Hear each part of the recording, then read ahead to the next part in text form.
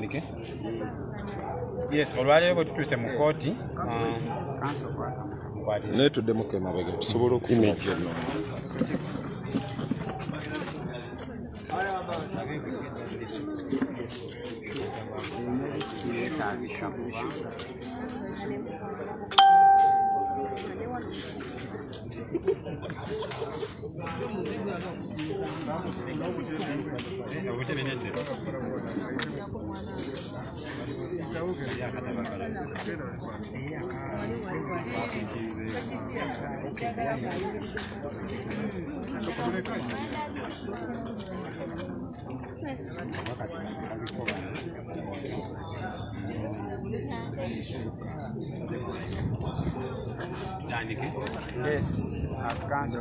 Okay, tubadde mu kooti leero nga tukomyewo olw'ensonga nti oludda oluwaabi lwali luwakanya oba lusuubiza okuwakanya okweyimirwa kw'abano abantu 35 naye olunaku lwaleero bwe tuzze mu kooti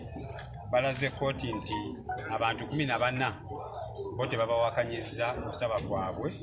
era abantu 4 abali abalwadde nako tebakuwakanyizza naye abantu abasigadde 18 bagambye bakyabekenneenya bakyakebera bujulizi bwabwe balyoke bategeeze kooti. So kooti esazeewo bw'ekyo ekisooka 14 ebeeyimiridde olw'ensonga nti oludda oluwaabi terubawakanyizza n'abana abeetaaga obujjanjabi nabo kooti ebeeyimiridde bonna 17 olw'ensonga nti mu 14 mubaddemu omulwadde omu kitegeeza abalwadde ne basigala 3 omuwendo oguvuddeyo olwaleero bali 17 abasigadde 18 tugenda kuwuda nga 8 mwezi ogw'omukaaga kooti eddemu ewulire oludda oluwaabi kyegamba ku kusaba kwabwe. So abayimbuddwa olwaleero ku kakalu ka kooti ka $2 million ez'obutaliiwo era tebakkirizibwa kufuluma Kampala oba Wakiso okujja nga kooti ebakkiriza ate bakuddanga mu kooti emirundi 2 buli mwezi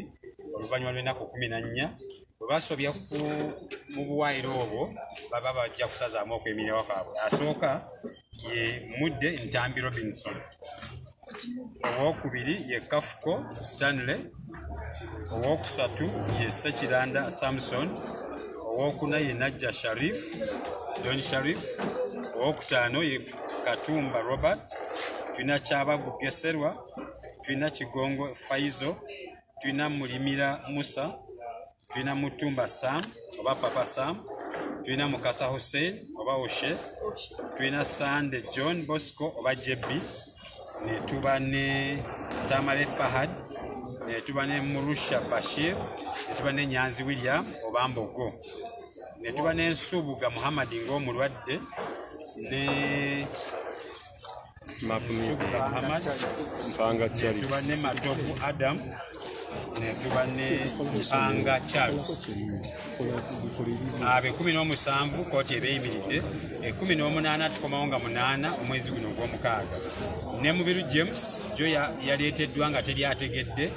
ng'ate luli bali balina omuleeta ne batamuleeta, jo baamuleese nga talina looya, twategedde kiro nti baamaze ne bamuleeta, bamuzizaayo e Makindye mu kaduukulu ka poliisi. Bwe ntuuse ku kooti batutegeezezza nti akomawo nga 1 omwezi ogw'omukaaga, naye ate bwe nsomye ku kabaluwa ke yampandiikidde n'alekawo agamba bamukomyawo nga 8. Kitegeeza nga 1 tujja kubeerawo naye nga 8 tubeerewo. So abamubiri mwine ennaku 2 nga 1 tubeerewo, batamuleeta bajja muleeta nga 8 lwe banaaleeta bali abalala. Kanso bali abantu 35 bataddeko 17, abasatu babadde balwadde. Akriteria ki gye bakozesezza okuta abantu bali abalala? Ekisooka bataddeko 17 bonna wamu. 14 babatadde lwakuba oludda oluwaabi terubawakanyizza. Abana babatadde lwakuba abalwadde. Naye mu bana mulimu omu nga abaddemu 14 nga mulwadde ate tebamuwakanyizza. So ne basigala 3 bogata 14 ne baba 17. Ensonga lwaki bawakanyizza 18 tebagiwadde. Naye nze mu kulaba okwange guno omusango gwa byabufuzi, musango gwa kukozesa buyinza kutulugunya. Kati kano kaba kakodyo okugezaako okubaawulamu nti abantu abaakwatibwa nga bali bumu ng'ekigendererwa kyali kimu kya kunoonya kalulu ka Kyagulanyi ba mu kibiina kye kimu, musango gwe gumu n'ensaba yaabwe y'okweyimirirwa y'emu, tewali njawulo. Naye bw'otaako abamu oba baawudde ate oba basazeemu nti abasigaddeyo bawuliranga abatali kitundutundu obateereddwa so nze ndowooza kyekigendererwa lwaki balemeddeko abamu byonna byenanga yazandikidde kansa ate Sserunkuma John Bosco amaze ebbanga nga taleetebwa mu kkooti ate nga bamukwata ne kamalize kino ekyo kingenda okusembyayo. We were in court today. The prosecution objected to 18 bail applications and did not object to 14 plus 4 that had medical cases. So the court has released 17 people on the following conditions. 1,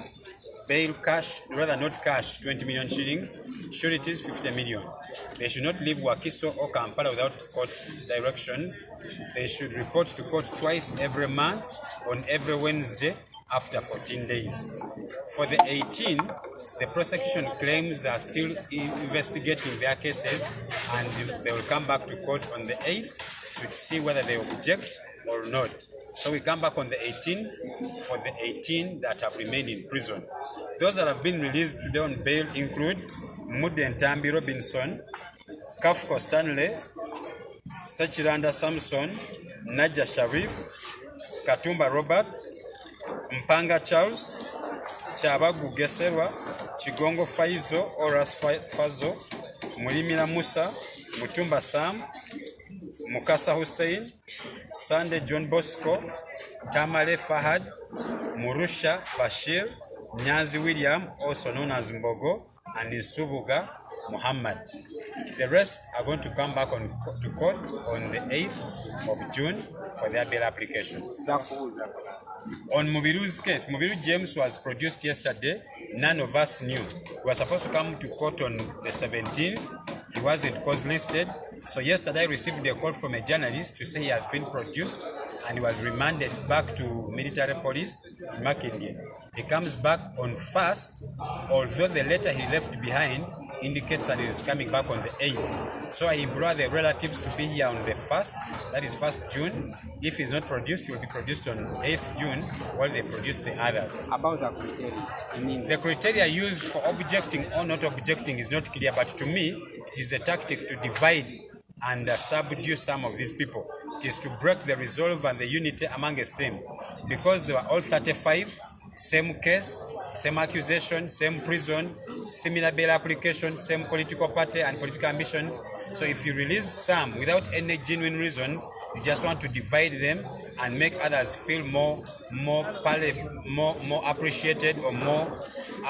wanted and favored than others, and that is the tactic of a political dictator. About Sserunkuma. What about Sserunkuma John Bosco? Sserunkuma John Bosco, we have his bail application. The day we were supposed to come for his bail application, he did not appear. So it's one of those cases. Amongst them are 76 others that have no date in court. We have about 76 people in Kitalia prison from different courts martial. We have Makindye General Court Martial, we have Mbuya Divisional Court Martial, we have Unit Court Martial in Bombo and other court martials. So we are trying to have them fixed, but it's not easy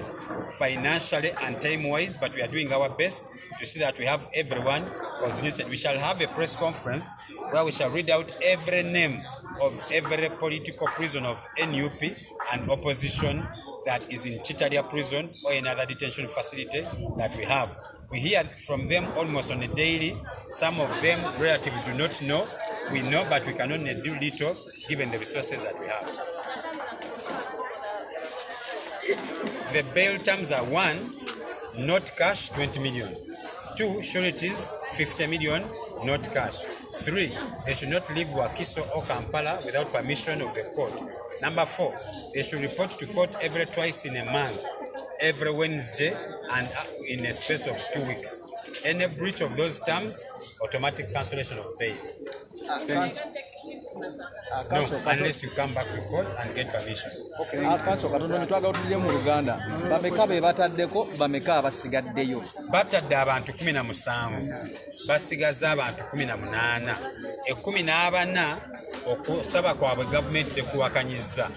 Abantu 4 babadde balwadde kooti n'ebeeyimira lwakuba balwadde naye mu banna abeeyimiriddwa ng'abalwadde mulimu omu ate yeeyimiriddwa ng'atawakanyiziddwa kitegeeza abantu 17 bateereddwa abantu 18 basigaddeyo naye kirala nti bw'otunulira abateereddwa oba abasigaddeyo kumpi security team ya Kyagulanyi yonna n'abo abamuli okumpi ennyo abamuli ku lusegere be basigaddeyo kyenkugambye nti akagenderere kakugezaako kugaana abantu kwegatta ku Kyagulanyi okubanga bawagira endowooza ye ey'ebyobufuzi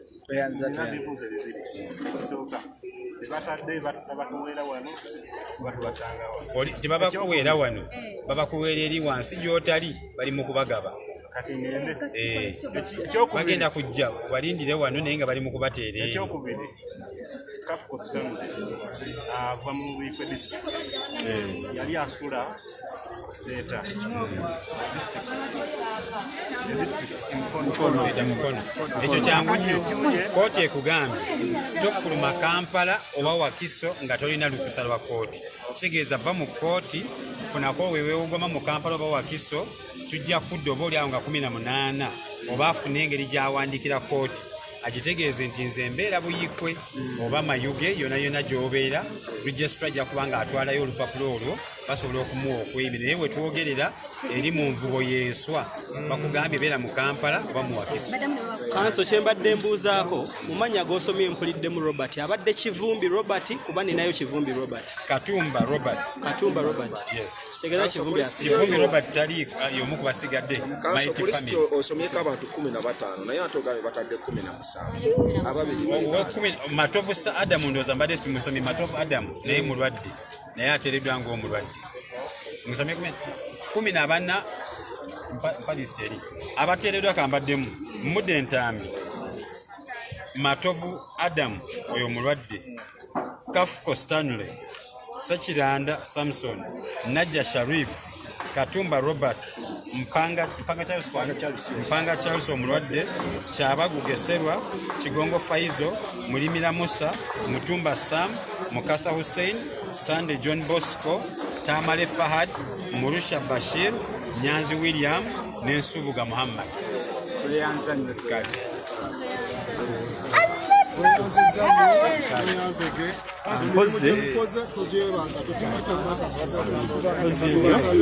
byonna wano enyiike weeri wamu n'essanyu olw'okuba nti waliwo abafunye abantu waliwo abaliddwako nga basanyufu waliwo abalabiddwako nga bakyalina enyiike wamu nga mukyala muganda waffe enyiike nnyingi obweraliikirivu naye nga batusuubiza nga ennaku z'omwezi 8 bajja kubanga babakomyawo mu kooti olwo tujja kusiga nga tulwanirirwa amazima n'obwenkanya kubanga kimanyiddwa bulungi nti nno abantu baffe tebalina musango. Honorable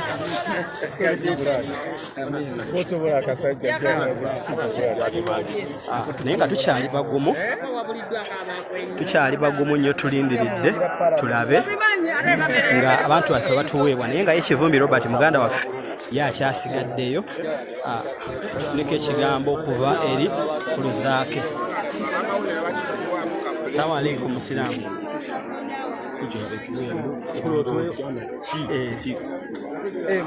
Tufuneyo ekigambo kimu okuva eri omukulu zaake waffe omu ku bahonorable ab'amaanyi nagambye embeera eri wano waliwo essanyu wamu n'ennako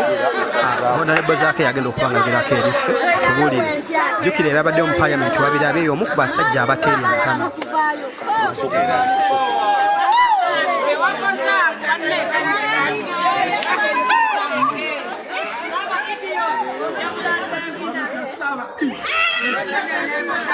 Ona lebo tutandike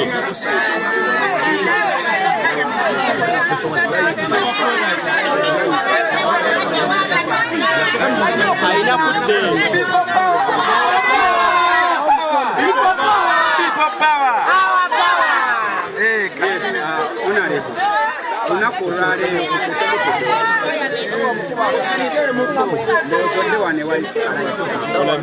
light eri awo oyimiridde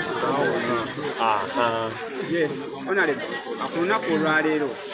ku baana 35 baali basigalayo nga 3 Desemba omwaka oguwedde abataddeko abaana 17 abantu 18 nga bakulemberwa Edimutwe Dani Magic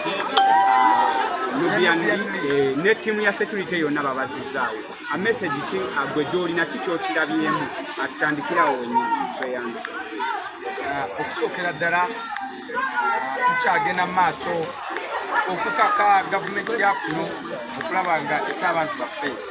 ti bonna tebannaba kuggwayo ate abantu baffe tebali kitalira yokka bali mu makomera mangi nnyo bali eruzira bali mu ggwanga buli kitundu kya ggwanga lyonna mujja kunsonyiwa omu katono eddoboozi lyange si ddungi eggulo mukimanyi nataddewo embeera nga nina okuleekana mu kitente ekinene kijjuddemu abantu 10,000 nga nina okukikola ng'omuntu kubanga nze mmanyi omuntu obanga olina kyokkiririzaamu ne woobeera omukooti okisigalangako n'obanga omulayi benana bakuyita birala wadde abeesefusibaze ne bannumba wadde waliwo ababidweteka nti nze yabalumbye naye nga nze navuddeyo kwogera ekyo kyabadde kiki kituufu ab'ennayo babadde baleekaana ebyabwe neŋŋamba nange kandeekaana ebiki ebituufu kuba babadde baleekaana bikyamu neŋŋamba nze kandeekaane ebyo amaloboozi g'abannayuganda abangi tebaagala okuwulira nze byembeerako kati mu mbeera eyo kyova olaba abamu babadde bagamba nti ozaake wafujja ozaake waddalu naye ate kyebayita ekyobulalu kyekisobodde okugjako ku baana abamu nayo nno eba mesagi y'amaanyi era nga mmanyi ti wakiri nga tonnaba kunenya zaake sooka weebuuze gweokoze eki kituufu nnyo kati awo nno n'abalala singa bakola bwe batyo osanga singa negatiddwako abantu abadde bawera wakiri oba basatu bokka abaana bonna bandibadde babiri naye abasiise basuuze kunvuma tuyozaake ali mu butaala tuyozaake akola biki nze sajja mu byabufuzi nti nnonya sente nze nina sente zange najja nzirina sina byenkola nti njagala kumanya nandibadde nsasula sente nnyo ne bammanya naye kino najja okukikola nga nina obulumi mutima nze byempisemu nze abimanyi bye bampisizaamu bye banfuje bye bankoze byonna zaabimanyi so mu mbeera eyo nze mmanyi ba freedom fighters bangi nnyo Mandela bamunenyawe bamusiba olw'okuba yavaayo n'ayogera ebituufu ng'abangere banyigiriza abaddugavu n'abyogera ne bagala ayogedde byaki kati bamusibye naye emyaka gyaggwako nga bamusibye n'avaayo nga ye muwanguzi naffe tugenda kubeera nga tuli bawanguzi abo bayita abalalu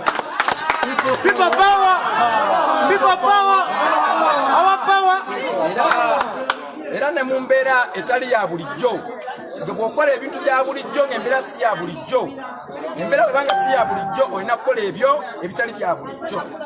so embeera webanga eri nnomo kola ebiri nnomo embeera weba eri abunomo kola ebiri abunomo ne bw'ofa abaana n'abanawo n'abazzukulu balijjukira nti waliwo omusajja gwe bali bayita zaake so mu mbeera eyo kyetwagala kiri kimu abaana baffe bateebwe baganda baffe bateebwe bavubuka bannaffe bateebwe all political prisoners to be freed kitusinga okwagala ate nekisinga obukulu okulaba nga n'obuyinza bwaffe obwa bannayuganda butuddizibwa lwa mpaka nga tetuli kwegayirira nga tuli kufukamira wabula mu mateeka na mutima nalo era ebyo tugenderako era nga tukimanyi nti bwe tunaakaka gavumenti eno ejja kuba wandula ejja kuba ng'ebajjayo eyagala tekola ki teyagala awo ne wentwalira omukisa guno okwebaza balooya baffe okwebaza abakulembeze baffe okwebaza pulezidenti waffe obutalekerera baana n'ababeerera mu buli kiseera abalooya baffe ne bakeeranga abakulembeze baffe ne bakeeranga ne bavaayo ne bakola gwe balina okukola ki okukola kati awo yembeera eyo gyetulimu awo nno basebo ne banyabo beebaza nnyo tulemereko nange tubazirange bijjamundawoza akasembayo abalawyers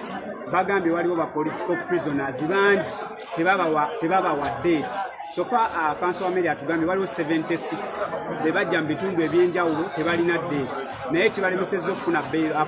oba bails oba ne date kasente twali badde tusuubira oyinza obuweereza ababaka oba aba NUP oba n'abantu bonna abasobola okwenyigira mu nsonga eyo okulaba nga abaana bano bateebwa financially okuyambako balawyers kituufu ekyo era tuba tulina okuteekako wamu okula nga tuyambako alina 10 alina 5 alina mmeka tuteekeyo tulabe nga tuyamba baganda baffe kubanga buli ffe olwaleero be baliyo naye nkyansobola okuba nga nzaaliyo oba gwe akutte kamera oba gwe akutte essimu yali mu tulaba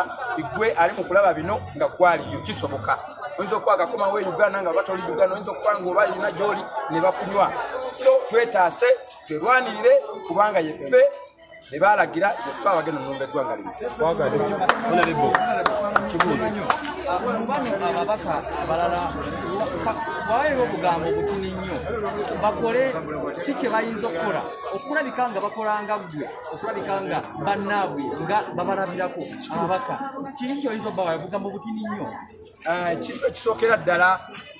si bifo wabula bikolwa twagala bikolwa tetwagala bifo bwobanga ofunye ekifo kola ebikolwa si kwogera bwogezi baako kyokolawo so nze navudde mu byokwogera obwogezi teŋŋamba kankole ki kankole so n'abalala bakole babe mu kwogera obwogezi kino kiryawe ku basibe baffe tuli mu kiseera mwalayidde mwagenze mu palamenti mwalonze sipiika nga national unity platform nga kyalwanirira obuwanguzi bwaffe mmwe mulina okulonda leader of opposition era nga kati kyekiri ku mimwa gy'abantu gwolowooza leader of opposition kakiiko ak'oku ntiko aka national unity platform kandi tunuulidde biki ebyo bisanyizo kibye kandi tunuulidde okulonda leader of opposition yo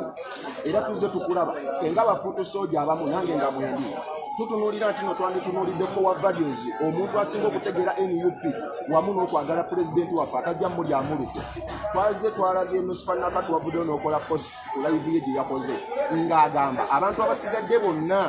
tebasitandinga kubeera nga baweebwa ekifo ekyo okuleka gwe wekka kubanga osobola okuvaayo mu babaka 5, 3, 21 n'ovaayo n'ogamba firi political prisoner n'okola ebintu byonna era wajjidde na mu saati eriko firi all political prisoner so ffe bafuutu soja tulaba ng'ositandinze okubeera leader of opposition naye gwe biki bye wanditunuulidde